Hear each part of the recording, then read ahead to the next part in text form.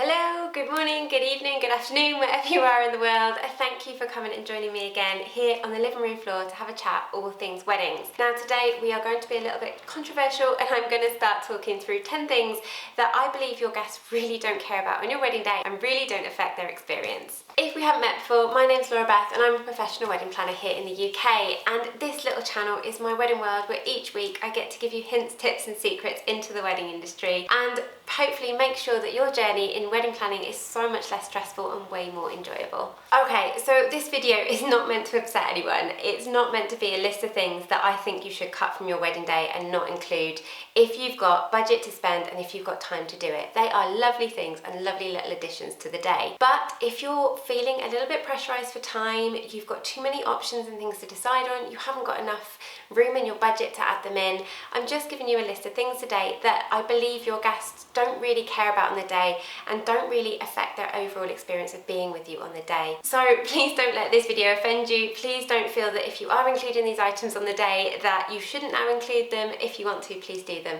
But I hope you find it interesting and I hope it helps with the whole wedding planning process and makes it a little bit less stressful. So here are 10 things that your guests don't really care about on your wedding day. Number one on the list, we're going to start with confetti cones. I love confetti on the wedding day. I think it makes an absolutely beautiful image. But what you don't need to do and what you don't need to spend your time and money on doing is putting each bit of confetti for each person in an individual cone. You can save so much time and money. Just go and get a bowl and tip a huge bag of confetti into that bowl. You can get the bowl from the venue, you can get something from what you've got at home. Give that to one of the flower girls, one of your bridesmaids. They will hand it out to the guests. They'll grab a handful and they'll throw it in the photo. You don't need to be left behind with loads of cones, people dropping them on the floor, wondering where to put them and just littering all over the place. Save your money, put it in a bowl, and I promise you the photo will look just as incredible. Number two on the list, favours. So I'm talking about the little items that you leave on the banquet tables for each guest as they come in for their meal. Now they are a lovely addition on the table and obviously very traditional, but you don't need to do them.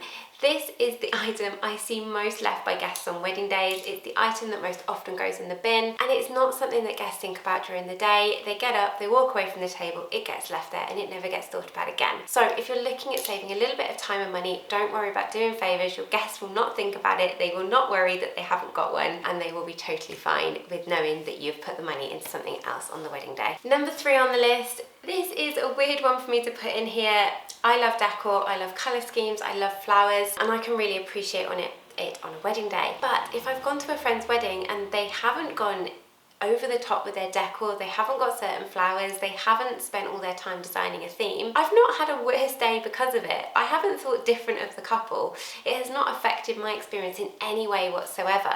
It's just something I would have thought about if it was there, but I'm not that bothered if it's not. So if you don't want to go and spend lots of money on flowers and all this decor, then really don't worry about it. Guests just care that they can see what's going on, they can talk to people across the table and they can enjoy spending their time with you. Okay, point number four, I'm going to talk about food, which is obviously extremely important on the wedding day. No one wants to be hungry and good food is really important. I know I always talk about great food that I've had at weddings, but what's not important and what guests don't care about is how the food is served and what it's served on. I don't mind if I've got to get up and go and get food from a buffet station if the food is incredible. What I do mind is if the food's come to the table, it's been served really well, but the food tastes horrible. There is no point in putting all your money into that sort of service and having awful food on the day that the guests don't want to eat and they're going to talk of in a negative way after the wedding day. Number five, we are talking invitations. Again, really lovely items, people do enjoy it, but have you ever received an invitation in the post? You've looked at it, you've taken the details, you've maybe stuck a bit of it on the board to make sure you remember what's going on, or it's just gone in the bin. People don't save invitations, they don't keep them for years to come. It's not as important to them as it is to you. So if you want to save a little bit of money, don't feel like you've got to do a fancy invitation. Go for something really simple that has all the details, because giving your guests the details is more important than the look of it. And if you want to have a wedding website, they can then be directed to that and get all the information they need. Number six, all the extra bits of stationery on the wedding day. Do you care when you go to a wedding if you're being given a programme of the day for you to have individually to look at? Do you care if you've got an individual menu for you to look at? Or would you be quite happy walking in and just seeing a board with all the details on and just sitting down at the table and seeing one menu that you'll all share between? Or maybe just asking the servers as they come around with the food. You don't need to worry about giving all these extras on the day. It just becomes clutter. It becomes stuff that people have in their hand that they don't know what to do with. So if you want to save money, cut down on these items and know that guests will just find out the information in another way. Number 7, fancy, overly complicated table plans. Your guests don't care for them. Have you ever thought about when you walk up to a table plan, you maybe spend 10 or 15 seconds having a look at it, you find out where you're sitting and you go off. You don't really think back about that table plan ever again. It doesn't mean that much to you. So when you're coming around to designing your table plan, have this in mind, and if you want to go with something simple, that is absolutely fine. A single board allocating people to the table, a single board that's really easy to read, it's on display for plenty of time where they can go up to it, see where they're seated, head over to that table and take their seat. It's absolutely fine. What guests don't care for is when you do open seating. It gets really chaotic. Always assign people to a table at minimum and then they can find their seat with no panic or stress. Number 8, one of the most common forgotten items I see for wedding days, but equally an item that just gets put on the side and no one really does much with it, can be your guest book. If you are just going for a bog standard book and you get your guests to write in it, it's a kind of thing that you're just going to put on your shelf and never look at again. Your guests won't think about it, they won't go and write in it, and it won't be used. If you want to do something with your guest book, go for something more interactive, maybe like a photo booth incorporated into it, or a piece of artwork that you're going to put on your wall and you're going to be able to enjoy for years to come. Guests don't care about signing a guest book, they never know what to write, and it's really not that important to them. Okay, number 9, we're getting there with this list now. Number 9 on my list is going to be the wedding cake. I talk about cake a lot in my videos, unintentionally, but what I don't believe your guests care about is how fancy your cake is on the day. They will enjoy it if it's there, but they want to know that it's tasty cake. So I always say concentrate on spending your budget on a good quality cake rather than 7 tiers, fancy favours of stuff that is going to be dry and inedible. Equally, if you don't want to do a cake, your guests are not going to come up to you and ask where your wedding cake is. They're just going to accept that it's not there.